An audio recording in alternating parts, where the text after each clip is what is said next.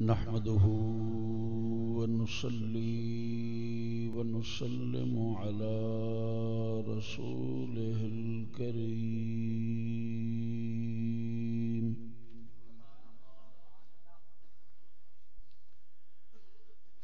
أما بعد فأعوذ بالله من الشيطان الرجيم. بسم الله الرحمن الرحيم.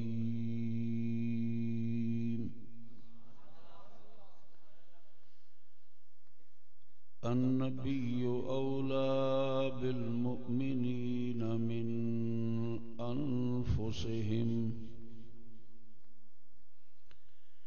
إن الله وملائكته يصلون على النبي يا أيها الذين آمنوا صلوا عليه وسلموا تسليما. اللهم صل على سيدنا مولانا محمد وعلى آل سيدنا ومولانا محمد معدن الجود والكرم وبارك وسلم وصل عليه. الصلاة والسلام عليك يا رسول الله وعلى آلك وأصحابك يا حبيب الله. بلند آواز سے الصلاة والسلام.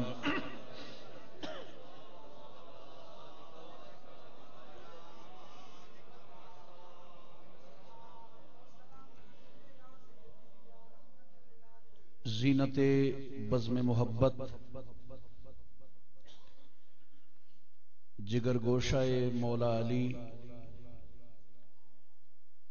دل بندے غوث جلی سید السادات رئیس المتکلمین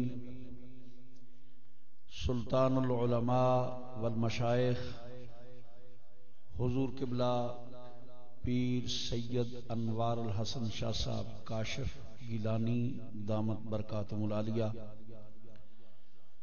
سجادہ نشین آستانہ عالیہ چشتیہ دستگیریہ ورشہ شریف، انتہائی قابل احترام محفل میں موجود سادات کرام، پیرانی طریقت، علماء ملت اسلامیہ، ثناخان رسول مقبول صلی اللہ علیہ وآلہ وسلم، میرے بزرگوں، میرے دوستوں، میرے عزیز بھائیوں، آج کی یہ پاکیزہ نورانی ایمانی عرفانی محفل سلطان الکاملین حجت العارفین سید السادات حضور قبلہ پیر سید جند وڈا شاہ صاحب رحمت اللہ تعالی علیہ کے سالانہ عرس مقدس کی پاکیزہ اور متبرک محفل ہے. عرس پاک کی محفل بھی ہے اور صاحب عرس کے جد کریم امام الانبیاء صلی اللہ علیہ وآلہ وسلم کا یہ آمد و ظہور اور میلاد کا ماہ مقدس بھی ہے. اس حوالے سے اور ملی جلی چند باتیں آپ کے سامنے رکھنے کی کوشش کروں گا. حضور سے اتنی التماس ہے کہ اپنے دل کی توجہ میری طرف کریں تاکہ جو کچھ کہنا چاہتا ہوں وہ صحیح انداز میں عرض کر سکوں. اور آپ حضرات سے گزارش ہے کہ اپنا دل بے شک اپنے مرشد کی طرف رکھیں کیونکہ وہ ہے ہی ان کا، ہمارا بھی ان کا ہے تو آپ تو مرید ہے. اپنا دل بے شک اپنے مرشد کی طرف رکھیں لیکن تھوڑی دیر کے لیے اپنی زبان اور اپنی نگاہیں میری طرف کر لیں کیونکہ میں نے کوئی اپنے باپ دادے کا ذکر نہیں کرنا، میں نے بھی انہی کے گھر کی بات کرنی ہے. میں حضور قبلہ پیر صاحب کی خدمت میں بیٹھے ہوئے جب قبلہ حافظ صاحب نے میرے بارے میں اپنے محبت، شفقت اور پیار بھرے کلمات سے مجھے نوازا، میں ان کا ممنون ہوں، میں اس قابل نہیں ہوں تو جب میرے نام کے ساتھ لفظ پیر لگایا تو میں نے حضور سے عرض کیا کہ میں اس سے ریٹائرڈ ہو چکا ہوں. یہ بڑا عجیب لطیفہ ہے کہ کوئی بندہ پیر ہونے سے ریٹائر ہو جائے. میرے خیال میں زندگی میں آپ نے پہلی مرتبہ یہ جملہ سنا ہوگا. الحمدللہ مجھے سلسلہ عالیہ چشتیہ سیالویہ میں اجازت و خلافت ہے. سلسلہ عالیہ چشتیہ سلیمانیہ بڑا میرا شریف الحمدللہ وہاں سے مجھے اجازت و خلافت ہے. ہمارے گجر خان کے علاقے میں ایک ایسی شخصیت ہے جس نے 12 سال حضور غوث پاک کے مزار پر داڑھی سے جھاڑو کیا ہے. ان کے آستانے سے مجھے قادری سلسلے میں اجازت ہے. لیکن یہ جملہ میں نے بولا ہے اس وقت تو یہ جملہ حضرت صاحب کے ساتھ میرا ایک یعنی خوشطبی کے طور پر ہی سمجھ لیں. لیکن میں اس کی بات جو عرض کرنا چاہتا ہوں بھرے مجمع میں 10 سال تقریباً ہوئے ہیں. 10 سال سے پہلے میں بھی ویسا ہی مولوی تھا جیسے آج کل مارکیٹ میں موجود ہیں. بڑے بڑے لمبے چوڑے خطیب سب کچھ ہیں. بس 10 سال کے پہلے 10 سال پہلے کچھ ایسے معاملات پیش آئے کہ مجھے مولویت سے ہٹ کر در زہرا کی گداگری کا ذوق پیدا ہوا.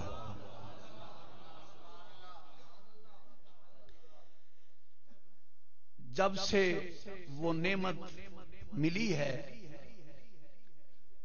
میں اپنے ہر ٹائٹل، ہر وصف، ہر لقب، ہر صفت والے لفظ سے اپنے آپ کو پیچھے کر کے صرف یہ سمجھتا ہوں مولا تیرا شکر ہے کہ تو نے کملی والے کی محبوب بیٹی کی دروازے کی گداگری کا ذوق عطا کیا ہے. یہی میری پہچان ہے، یہی میرا نام ہے. اور الحمدللہ امریکہ میں حضور ایک جگہ محرم کی محفل تھی. معافی چاہتا ہوں یہ ویسے پیار کی باتیں آ گئی ہیں تو میں جلدی میں اپنی بات شروع کرتا ہوں. محرم شریف کی محفل تھی اور آپ کو پتہ ہے محرم میں جو ہمارے خطیب امام حسین کے ساتھ عشر نشر کرتے ہیں یعنی 2 گھنٹے کی تقریر ہوتی ہے. پہلے فضائل صحابہ ہوتے ہیں، پھر کچھ شیعوں کو تھپی جاتی ہیں باتیں. آخر میں جب 10 منٹ رہتے ہیں تو جناب ٹائم ختم ہو گیا ہے، انشاءاللہ اگلے سال آیا تو امام حسین کا ذکر کروں گا. یہی کچھ ہوتا ہے آپ کی محفلوں میں، چیک کر لیں. بے شک میں اگر ہوتی بھی ہے بات تو بس فارمیلٹی کے طور پر ہوتی ہے. تو جب انہوں نے میرا اعلان کیا میں نے کہا بھائی بات سنو، جلسہ ہے محرم کا، میں فقط ذکر حسین کروں گا.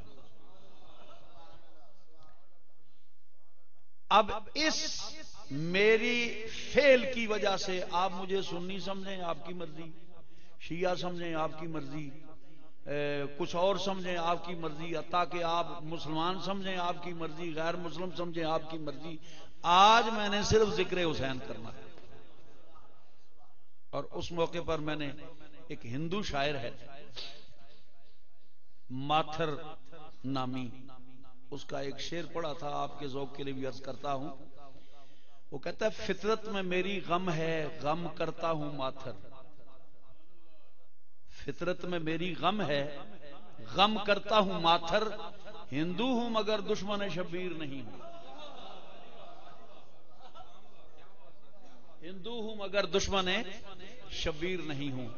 اس لیے حضور حافظ صاحب میری پہچان صرف اتنی ہے کہ اس مالک کا شکر ہے جس نے در زہرا کی گداگری کا ذوق عطا کیا ہے. میرے لفظ پہ غور کیجئے، میں نے یہ نہیں کہا کہ در زہرا کی گداگری ملی ہے، گداگری کرنے کا ذوق عطا کیا ہے. یہ اس کا احسان ہے. اور آج بھی میں حضور کے لیے اسی ذوق کے کم از کم کچھ 4 تحفے لے کے آیا ہوں. وہ تو مجلس کے بعد آپ کی خدمت میں پیش کروں گا. حضرات توجہ فرمائیے، میں نے ٹائم بھی نہیں پوچھا کہ حضور کتنی دیر مجھے عرض کرنا ہے. میں کوشش کروں گا کہ کم سے کم ٹائم، چونکہ میں چشتی ہوں تو قوالی تو میری بھی غذا ہے، میں بھی خواہش مند ہوں اور سننے کا ہوں، تو جس طرح میں سناؤں گا اسی طرح انشاءاللہ بیٹھ کر سنوں گا بھی.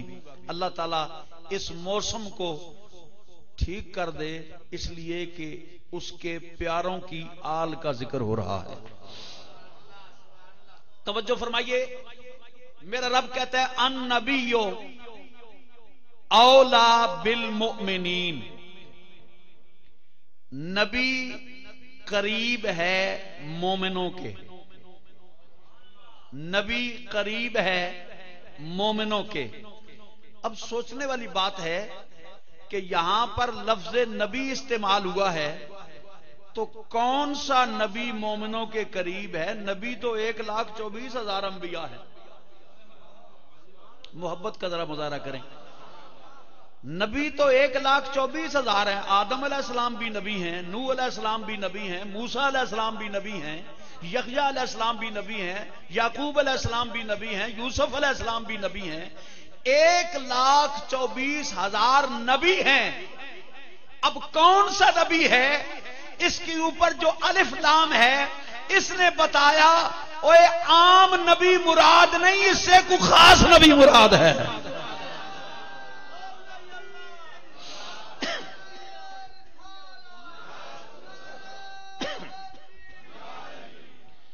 نبی وہ بھی ہیں، ان کی نبوت میں شک نہیں، ان کی عظمت میں شک نہیں، ان کے مقام میں شک نہیں، پر وہ نبی ہے، یہ نبیوں کا نبی ہے.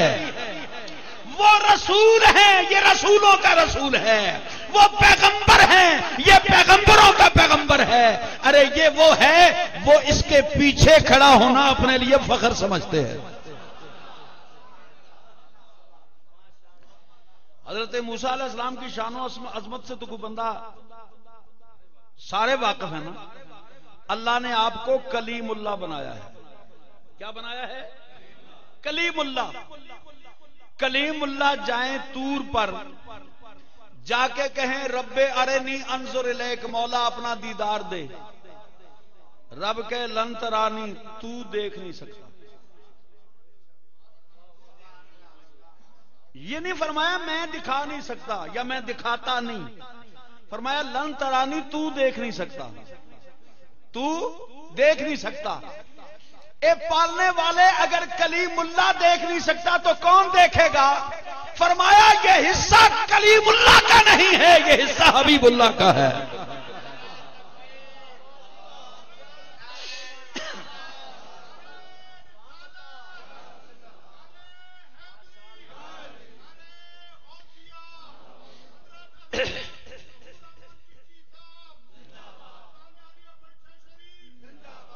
درخواست کروں گا، چونکہ یہ چشتیوں کا مجمع ہے اور چشتی بے سرے نہیں ہوتے، اس لیے جو بھی کام کرنا ہے وہ سر میں کرنا ہے. نعرہ لگانا ہے تو سر میں، داد دینی ہے تو سر میں، سبحان اللہ کہنی ہے تو سر میں. بے تکا نہیں، ایک آواز ادھر سے آئے ایک ادھر سے آئے. نعرہ میں لگاتا ہوں، نعرہ تکبیر نہیں. میں الحمدللہ جیسے ہی آیا تو حضرت نے لنگر کی چائے پیش کی. میں نے کہا جو لنگر ہوگا وہ بعد میں دیکھا جائے گا، پہلے روحانی لنگر کی بات کریں. تو ذرا دیکھیں، تھوڑا مجھے آگے چلنے دیں، پھر دیکھ لینا کہ میری آواز کیسی اور آپ کیسی. نعرہ تکبیر، نعرہ رسالت، نعرہ رسالت، نعرہ حیدری، اس طرح آواز. فرمایا لن ترانی، تو دیکھ نہیں سکتا. رب نے یہ نہیں فرمایا میں دکھاتا نہیں یا دکھا نہیں سکتا، فرمایا تو دیکھ نہیں سکتا. اے پالنے والے کون دیکھے گا؟ فرمایا وہ کلیم اللہ کا حصہ نہیں ہے، وہ حبیب اللہ کا حصہ ہے. حافظ شیرازی فرماتے ہیں کہ موسیٰ نے دیدار مانگا، حافظ صاحب رب نے کہا لن ترانی، تو دیکھ نہیں سکتا. اے محبوبہ اگر تو کبھی طور پہ چلا جائے، تو کبھی طور پہ چلا جائے تو کیا ہو؟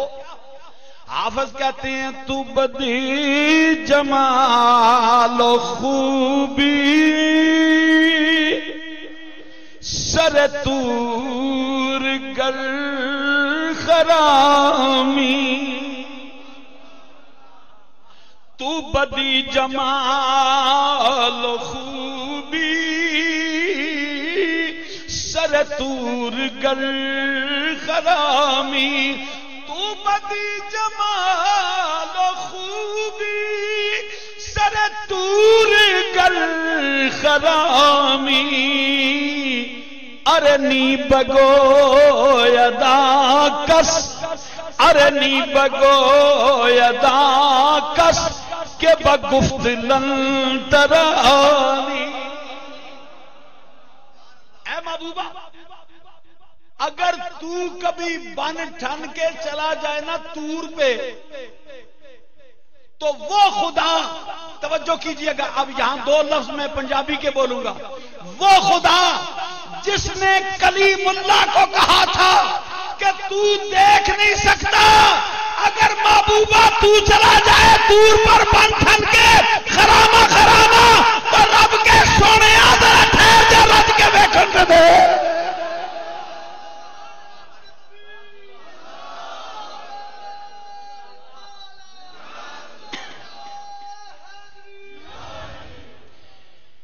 سونے ٹھہر جا ذرا رج کے ویکھن دے. فرمایا نبی تو سارے نبی ہیں پر یہ وہ نبی ہے جس کے پیچھے کلیم اللہ کھڑا ہے، جس کے پیچھے کلیم اللہ کھڑا ہے. اچھا غور کیجئے، لفظ نبی کے ایک معنی یہ کیا جاتا ہے یہ نبا ان سے بنا ہے جس کا معنی خبر دینے والا. کیا معنی ہے؟ خبر دینے والا. دوسرا معنی علماء فرماتے ہیں دوسرا معنی یہ ہے کہ یہ ناباون سے بنا ہے، اس کا معنی بلند، اس کا معنی بلند. یا اللہ تیرا نبی کتنا بلند ہے. مولوی صاحب تو سمجھتے ہیں کہ وہ ہمارا بڑا بھائی ہے. بڑا بھائی کوئی یار بنا رہا ہے، کوئی بڑا بھائی بنا رہا ہے. یہ لفظ ایسا ہے کہ آپ میں سے صرف ایک پیر صاحب نے غور کیا ہے کہ میں کیا کہہ گیا ہوں. کوئی یار بنا رہا ہے، کوئی بھائی بنا رہا ہے. بھائی بنانے والوں پر کفر کا فتویٰ، یار بنانے والوں کو حلوے.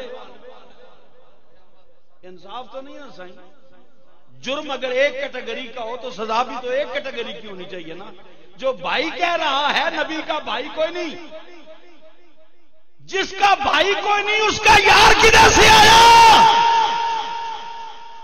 سرکار فرماتے ہیں یا ابا بکر لم یدرکنی حقیقتاً غیر ربی، اے ابو بکر مغالطے میں مبتلا نہ ہو جانا، میری حقیقت کو میرا خدا جانتا ہے.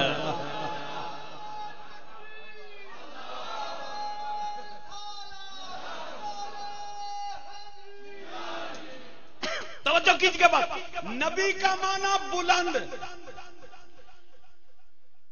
اے میرے اللہ تیرا نبی کتنا بلند ہے، تیرا نبی کتنا بلند ہے. یہ جو عام سیدھے سادے بیٹھے ہوئے ہیں نا میرے بھائی، ان کو سمجھانے کے لیے ایک مثال دیتا ہوں. آپ گئے مینار پاکستان، آپ نے مینار پاکستان کو دیکھا اس طرح، تو یہاں سر پہ ہاتھ بھی رکھا ہوا ہے. شاہی مسجد کے مینار دیکھنے گئے، مینار دیکھا اوپر ہاتھ بھی رکھا ہوا ہے. گولڈن شریف گئے، مینار کو اوپر دیکھا تو ہاتھ بھی رکھا ہوا ہے. بھائی دیکھ مینار رہے ہو، ہاتھ پیچھے کیوں رکھا ہوا ہے؟ تمہیں پتہ نہیں ہے یہ اتنا اونچا ہے کہ ٹوپی گرنے کا خطرہ ہے، پگڑی گرنے کا خطرہ ہے. ارے مینار پاکستان کو دیکھے تو تیری ٹوپی گرے، گولنے کے مینار کو دیکھے تو تیری ٹوپی گرے، مینار پاکستان کو دیکھے تو تیری ٹوپی گرے. میرا نبی اتنا اونچا ہے، اتنا اونچا ہے، اتنا اونچا ہے کہ جہاں نبیوں کی پگڑیاں گرتی ہوئی نظر آتی ہیں.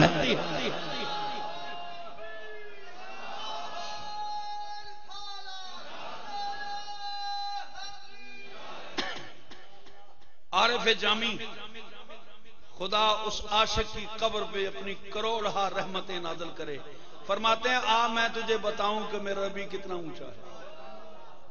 میرا نبی جامی کہتے ہیں عرشست کمی پایا ز ایوان محمد. عرشست کمی پایا ز ایوان محمد. عرشست کمی پایا ز ایوان محمد.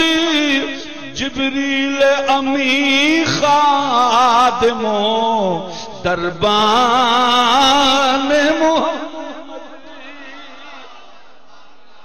جبریل امی خادموں دربان محمد. جبریل امی خادموں دربان محمد.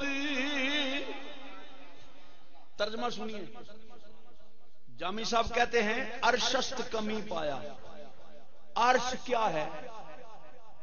عرش کیا ہے؟ حضور قبلہ عالم کا مزار مبارک ہے. سید السادات حضور قبلہ جن وڈا شاہ صاحب رحمت اللہ علیہ کا مزار مبارک اونچا ہے، آپ کی گلی نیچے ہے. جب آپ دربار شریف پہ جاتے ہیں تو وہاں کیا ہے؟ پوڑیاں لگی ہوئی ہیں. ایک سٹیپ، دو سٹیپ، تین سٹیپ، چار سٹیپ. آپ اسی طرح کسی منزل پہ چلے جائیں، جو اونچی منزل ہوگی اس کے سٹیپ ہوں گے.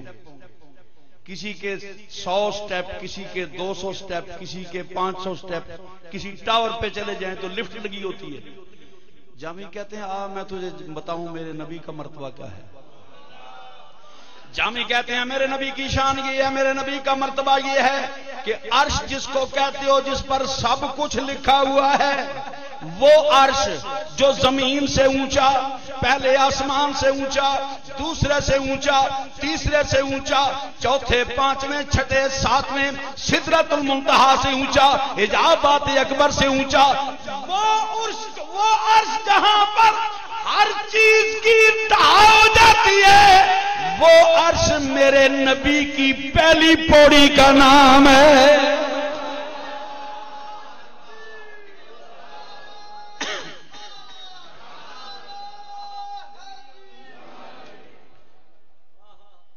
وہ عرش میرے نبی کی پہلی پوڑی کا نام ہے.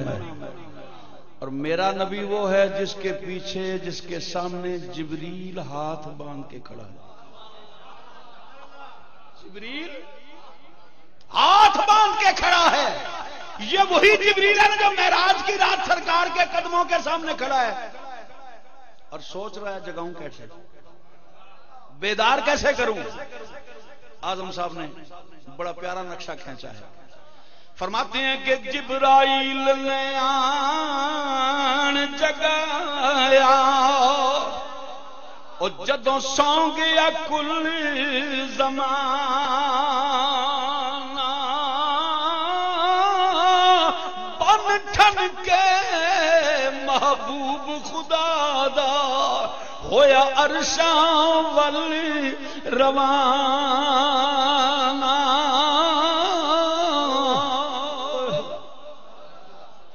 تے عرش بھی تھلے یارو، فرش بھی تھلے، تھلے رہ گیا کل زمانہ.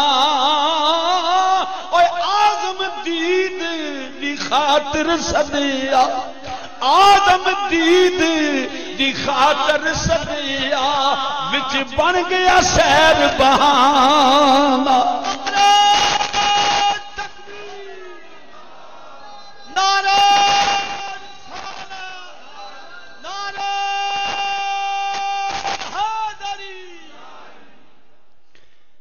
حضور 12 ربیع الاول کی رات جو تھی نا، میں گجرانوالے گیا. اب تو تھکاوٹ کافی ہو گئی چونکہ مہینہ پورا ہو گیا ہے. اس دن میں تھوڑا ذرا تازہ تھا. اللہ کا کرنا ایسا ہوا جب میں نے اپنا پورا وہ لگایا نا اوپرلا حصہ، اس کی آئی سی اڑ گئی ساؤنڈ والے کی. اب اس نے کرایہ فکس کیا ہوا تھا. اب وہ اس کے بعد مالکوں کے پیچھے پھر رہا ہے کہ جناب مہربانی کریں دیکھیں نا، یہ میرا تو اتنا بڑا نقصان ہو گیا ہے. تو میں ابھی تھوڑا پیچھے اس لیے ہوں کہ کہیں یہ نہ پیروں پہ پڑ جائے لوڈ، یہاں بھی کہیں آئی سی نہ اڑ جائے. توجہ کیجیے گا بات پر. کیا عرض کر رہا ہوں کہ آزم دید دی خاطر سدیا وچ بن گیا شہر بہانا. کدھر کتنا اونچا میرا نبی، کتنا اونچا میرا نبی. کملی والے آقا فرماتے ہیں میں عرش پہ گیا. علماء نے لکھا کہ کملی والے عرش کے اوپر، علماء کا اختلاف ہے، کچھ کہتے ہیں نالین سمیت گئے، کچھ کہتے ہیں نالین نہیں تھے، نالین کے بغیر گئے. لیکن میں ان میں سے ہوں جو کہتا ہوں سرکار نالین سمیت گئے. نالین پہنے ہوئے ہیں. نالین عرش کے اوپر، نالین عرش کے اوپر، اور نالین کے اوپر میرا مصطفیٰ. مجھے بتائیے جس نبی کے نالین عرش سے اوپر چلے گئے اس کی بلندی کو کوئی مولوی کیا بیان کرے گا؟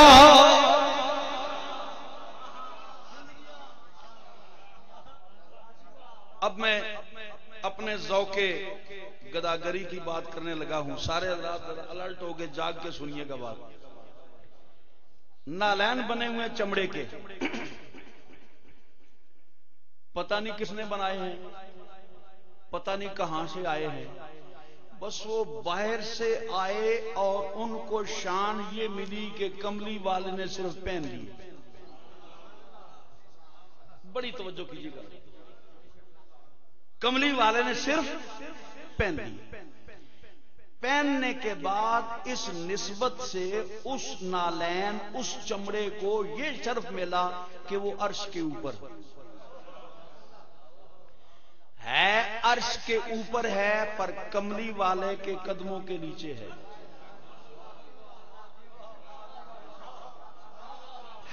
عرش کے اوپر ہے پر کملی والے کے قدموں کے نیچے ہے.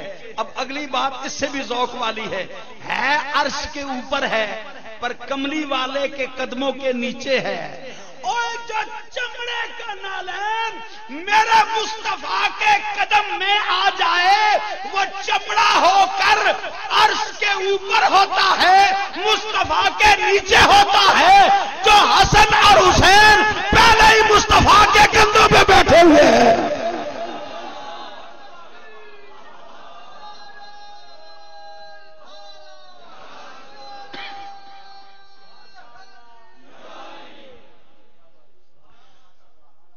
چمڑا نیچے آئے تو عرش سے اوپر جو مصطفیٰ کے کندھوں پہ بیٹھے وہ کہاں ہوں گے؟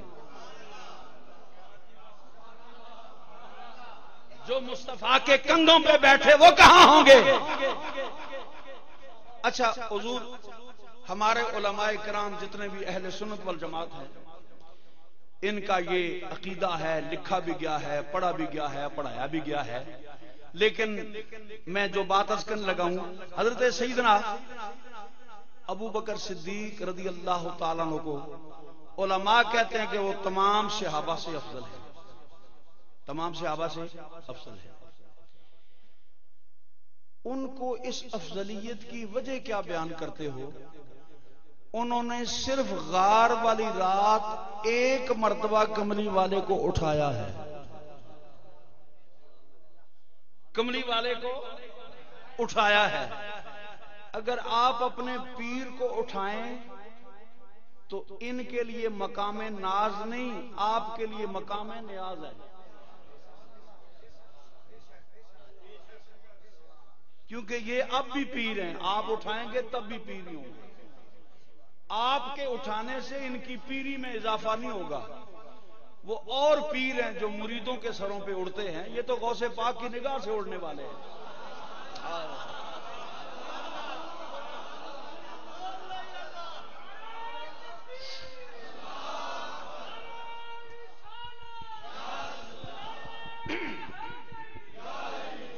اور پیر ہیں جنہوں نے ایجنٹ رکھے ہوئے ہیں، جنہوں نے مرید بنانے کے لیے آگے پیسے دے کر بندے رکھے ہوئے ہیں، ان کو بندے رکھنے کی ضرورت نہیں، ان پہ غوث جلی کا کرم نظر آ رہا ہے۔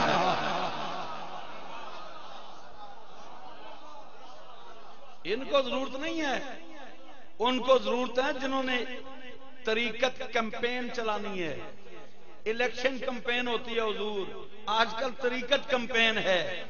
ان کو ضرورت نہیں ہے کہ یہاں غوث پاک کا فیض چل رہا ہے، ہند الولی کا فیض چل رہا ہے، پیر سیال کا فیض چل رہا ہے، گولنے کے تاجدار کا فیض چل رہا ہے، ہند الولی کا فیض چل رہا ہے، مولا علی کا فیض چل رہا ہے۔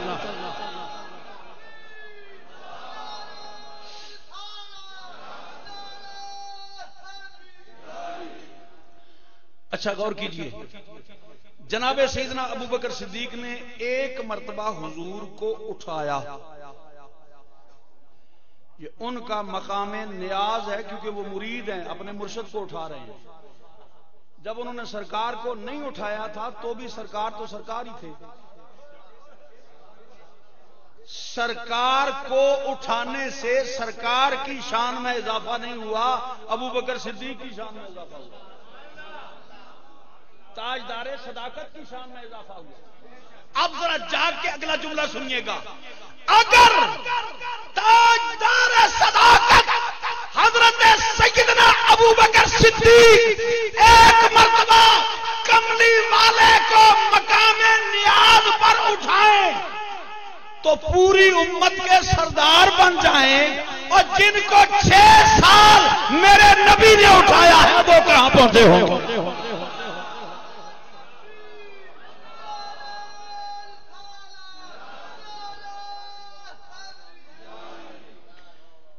یہ ذوق گداگری ہے، اس کے لیے اب عمر کے 61واں سال شروع ہو گیا ہے، 60 سال گزر گئے ہیں، اب پیچھے کتنی رہ گئی ہے؟ 10 سال ہوگی، 20 سال ہوگی، 25 سال ہوگی، 61 سال گزار کے اب اس ذوق کو چھوڑنے والا بھی دنیا کا کوئی نامراد ہی شخص ہو سکتا ہے۔ ہم نامراد نہیں بننا چاہتے، ہم بامراد بننا چاہتے ہیں۔ اچھا غور کیجئے، سرکار حسنین کریمین 6 سال 7 سال مصطفیٰ کے کندھوں پہ رہے، اور نالین آئے قدم مصطفیٰ میں تو عرش کے اوپر ابو بکر کے کندھوں پہ آئے مصطفیٰ تو پوری امت سے افضل۔ حسن اور حسین کو کیا کہو گے جنہیں مصطفیٰ 6 سال اٹھا رہا ہے؟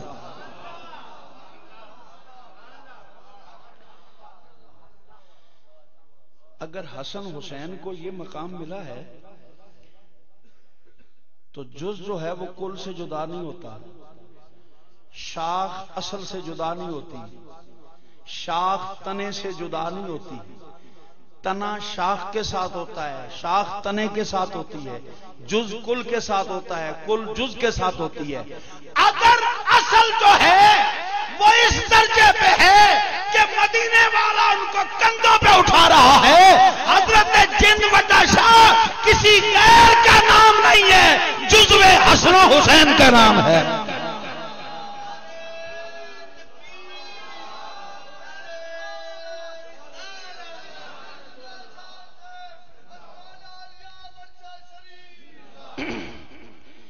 ہم ان کو غیر سمجھ کے نہیں آتے، ہم ان کو جزو سمجھ کے آتے ہیں۔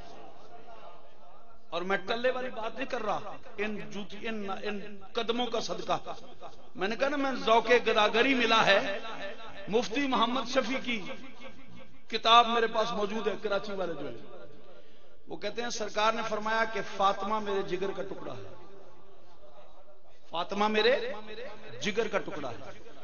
حضرت سیدہ فاطمہ حضور کے جسم جگر کا ٹکڑا ہے، اور حسن اور حسین فاطمہ الزہرا کے جگر کا ٹکڑا ہے. حسن اور حسین حضرت فاطمہ الزہرا کے جگر کا ٹکڑا ہے. مفتی محمد شفیع صاحب کہتے ہیں کہ ہر سید قیامت تک آنے والا اس کو جزو رسول تسلیم کیا جائے گا، کیونکہ حسن حسین مصطفیٰ کے جز کا ٹکڑا ہے، اور یہ سارے سید حسن اور حسین کے جز کا ٹکڑا ہے.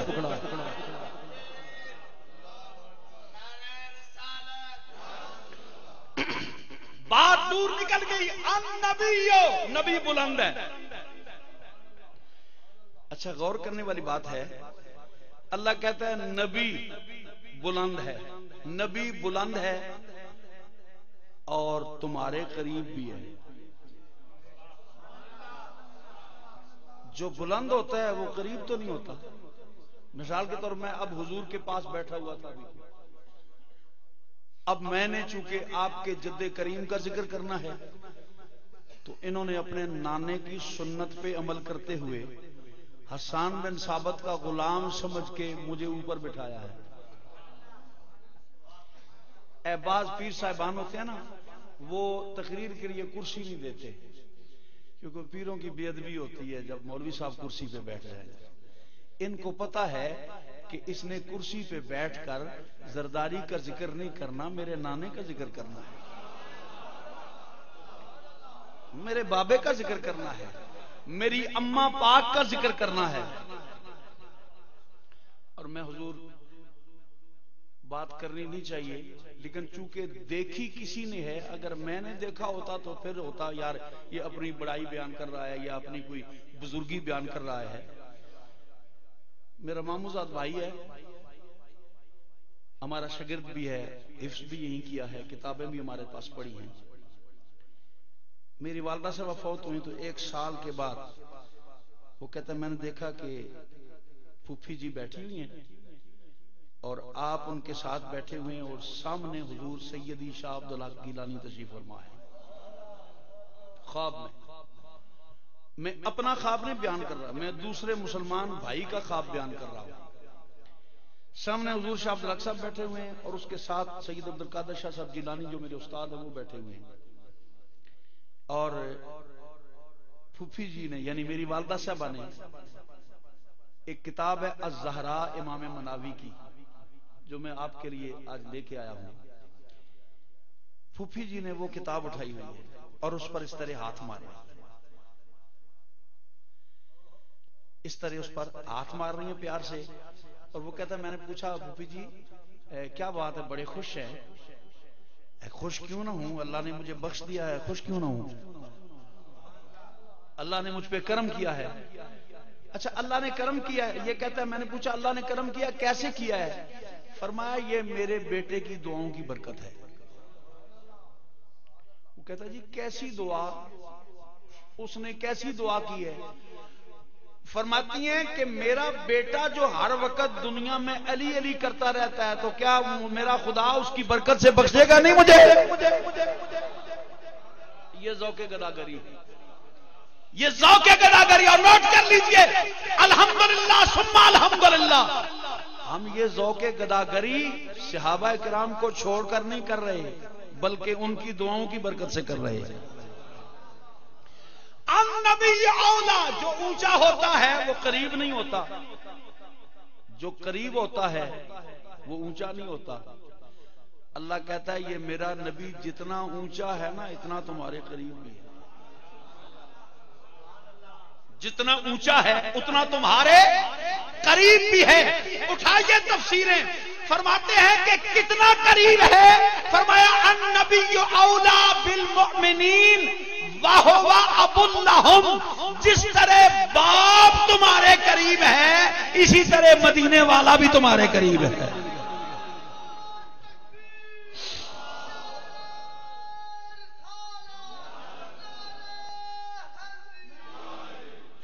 اچھا میں اب مضمون کو کلوز کرنے لگا ہوں کیونکہ سماع سننا ہے، اس لیے میں زیادہ ٹائم نہیں لیتا. اچھا میلاد کیا ہے؟ کملی والے کا اللہ کی طرف سے ہم گناہگاروں کے پاس آ جانا، یہ میلاد ہے۔ بڑی توجہ کیجیے گا، کملی والے کا اللہ کی طرف سے دنیا میں آ جانا، اس کا نام ہے میلاد۔ آج تو عرس ہے، آج تو عرس ہے، یہ میلاد کا پروگرام تو نہیں ہے۔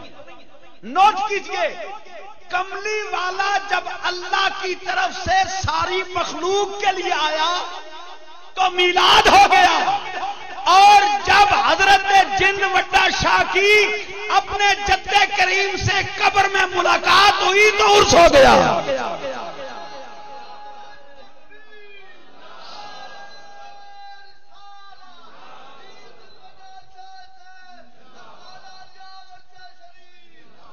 الحمدللہ عرس بھی ہم منا رہے ہیں، میلاد بھی ہم منا رہے ہیں۔ میں بس آخری لفظوں میں، میرا اپنا ایک سٹائل ہے میلاد پاک بیان کرنے کا، ایک چھوٹی سی جھلک پیش کرتا ہوں۔ النبی اولا، میرا نبی قریب ہے، یا اللہ اس نبی کو کیسے قریب کیا، کیسے قریب کیا۔ میرا رب کہتا ہے سیرت کی کتابیں پڑھ، حدیث کی کتابیں پڑھ، خصائص کبریٰ پڑھ، بخاری پڑھ، امام ابن حجر مکی کی کتابیں پڑھ، تجھے پتا چلے گا 12ویں کی رات جا رہی ہے، صبح آ رہی ہے، رات جا رہی ہے، صبح آ رہی ہے۔ آمنہ خاتون اپنے حجرے میں بیٹھی ہوئی ہے، سوچ رہی ہے کاش آج میرے لال کا باپ موجود ہوتا، خوشیوں کا بندوبست کرتا، مسرت کا بندوبست کرتا، انعام کا بندوبست کرتا۔ آمنہ خاتون فرماتی ہیں میں سوچ ہی رہی ہوں، اپنی تنہائی پہ پریشان ہوں، اپنے اکیلے پن پہ پریشان ہوں۔ فرماتی ہیں میں سوچ ہی رہی تھی کہ سامنے کی دیوار پھٹی، اندر سے 3 عورتیں آگے کہتی ہیں آمنہ سلام ہو۔ سیدہ آمنہ فرماتی ہیں میں نے ایک سے پوچھا تو کون ہے، وہ کہتی ہیں میں حوا۔ روایت میں اماں حوا ہے، ایک روایت میں اماں سارہ ہے، ایک روایت میں اماں ہاجرہ ہے۔ سیدہ آمنہ پوچھتی ہیں تو کون ہے، وہ کہتی ہے اماں حوا یا سارہ یا ہاجرہ۔ فرمایا دوسری تو کون ہے، فرمایا میں آسیہ۔ تیسری سے پوچھا تو کون ہے، وہ کہتی ہے میں مریم، میں مریم۔ اچھا حضور ہاجرہ آ گئی، وہ تو دادی لگتی ہے، جناب سیدہ سارہ حضور کی دادی لگتی ہے، اماں حوا پوری اولاد آدم کی ماں ہے، وہ بھی ایک بات بنتی ہے کہ وہ بھی آ گئی۔ لیکن سوچنے والی بات ہے آسیہ کیوں آئی ہے، مریم کیوں آئی ہے؟ آواز آتی ہے تجھے پتہ نہیں ہے، ہاجرہ تو آئی ہے دادی ہوتے ہوئے، اور آسیہ اس لیے آئی ہے کہ اس نے کلیم اللہ کا میلاد دیکھا ہوا ہے۔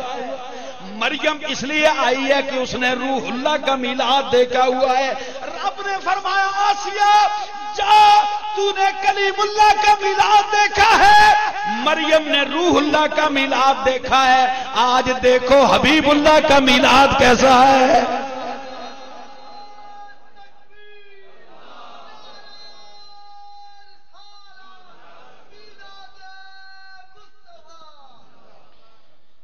اللہ اکبر۔ سارا اچھا سوچنے والی بات ہے، حافظ صاحب قبلہ جناب سارا دنیا سے گزر گئی، ہاجرہ گزر گئی، مریم گزر گئی، یہ جو قبروں میں چلی گئی ہیں یہ نکل کے آئی ہیں میلاد کے لیے۔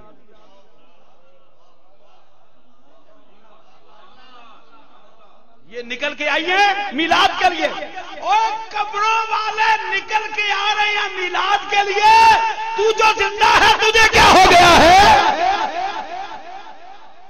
تو کیوں نہیں آتا؟ لمبا نہیں کرتا بات کو، بس ایک بات سنیے اور بات میں ختم کرتا ہوں۔ جناب آسیہ نے کلیم اللہ کا میلاد دیکھا، حضرت مریم نے روح اللہ کا میلاد دیکھا. کلیم اللہ کا میلاد کیا تھا؟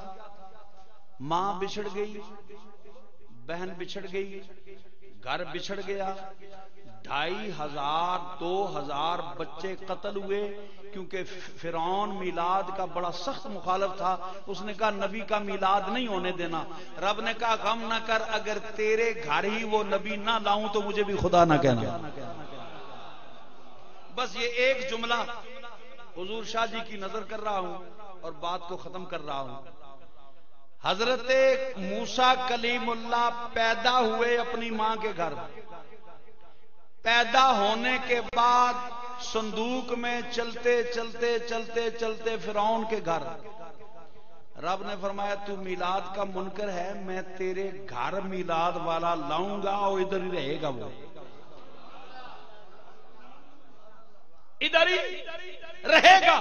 شاہ جی دعا کے لیے درخواست ہے، بس آخری جملہ میرا. رب نے کہا میرے کلیم غم نہ کرنا، میں تجھے فرعون کے گھر لے جاؤں گا پر کافر کا دودھ نہیں پینے دوں گا. آپ نے توجہ نہیں فرمائی. اے میرے کریم غم نہ کرنا، میں تجھے کافر کے گھر تو لے جاؤں گا پر دودھ تو اپنی ماں. سنجیدہ پڑھے لکھے حضرات، اہل دل حضرات میرے اگلے جملے پہ توجہ کریں گے، میں بس کرسی چھوڑ دوں گا. یہ کون ہے جس نے کافر کا دودھ نہیں پیا؟ کلیم اللہ. کسی دائی کا سینکڑوں بیویوں نے آگے منہ کیا نہیں. فرمایا رب نے وعدہ کیا ہے پیوں گا تو اپنے کا دودھ پیوں گا، غیر کا دودھ نہیں پیتا. غیر کا دودھ. بس میں آپ کو جگا رہا ہوں، جو میرا جملہ ہے بڑا مخفف سا ہوگا، چھپا ہوا ہوگا، لیکن سمجھنے والے سمجھ جائیں گے. فرمایا یہ ہے کلیم اللہ، یہ اتنا غیرت مند ہے کہ کسی کافر کے گھر کا دودھ نہیں پیتا، اور اگر کلیم اللہ غیر کے گھر سے نہیں پیتا تو حبیب اللہ کسی کافر کے گھر کا پیتا.